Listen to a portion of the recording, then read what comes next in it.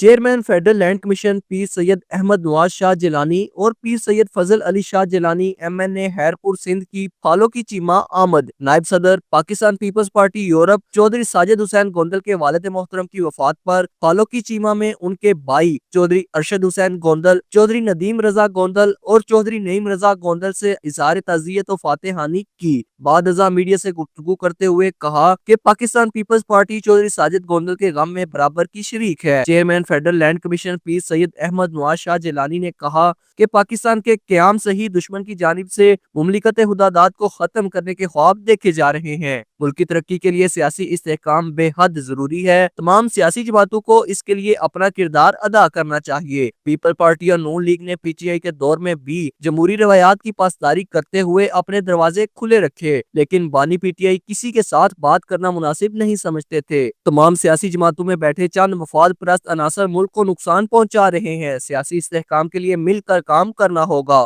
سابق ناظم چودھری محمد اکرم گنڈو، چودھری عثمان اختر چھوکر کلاں، چیئرمین چودھری اعجاز اسلم محمد چک، چودھری مبشر عنایت چیمہ نمبردار، چودھری محمد فاروق چیمہ، چودھری فیض الرسول گھمن، چودھری احتشام الحق چیمہ نے مہمانوں کو پھلوں کی چیمہ آمد پر خوش آمدید کہا۔